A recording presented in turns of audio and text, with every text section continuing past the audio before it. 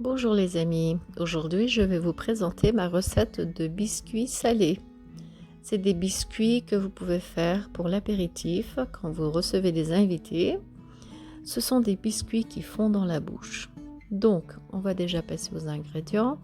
Il nous faudra un œuf, des graines de nigel, du sel, du sucre, de la farine, du lait, de l'huile, un sachet de levure chimique, de l'aneth, du sésame grillé, du vinaigre et 250 g de beurre à température ambiante.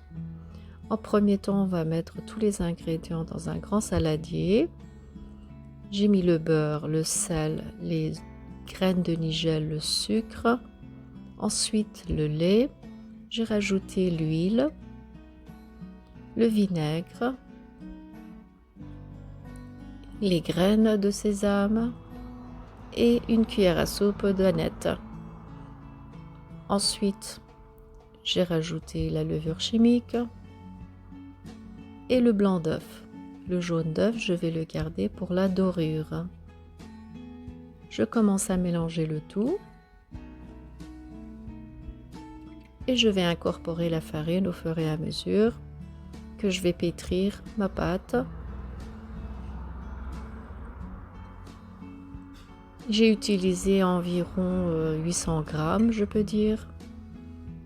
On est censé obtenir une pâte qui ne colle pas à la main, mais pas une pâte trop dure.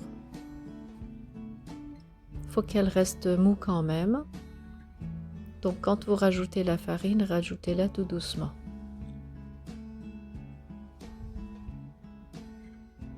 Là, elle colle encore un peu, donc j'ai rajouté encore un tout petit peu de farine.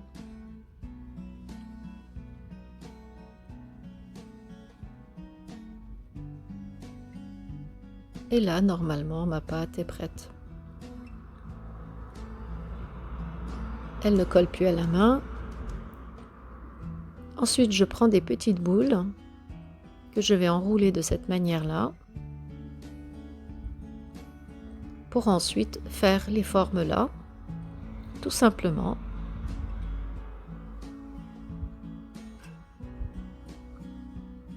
Dans cette base de biscuits salés, vous pouvez aussi rajouter des graines de pavot, vous pouvez rajouter du fromage ou bien des graines que vous aimez.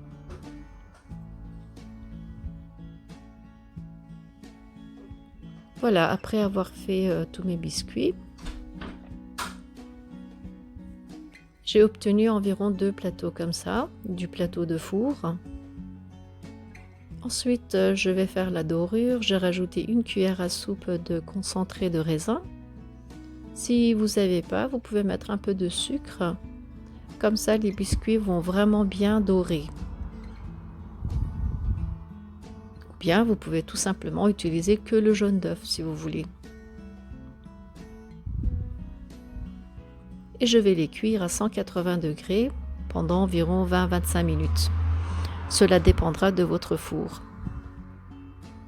Et voilà le résultat.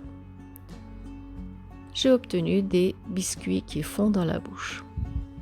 Je vous conseille de faire pareil et je vous dis à bientôt.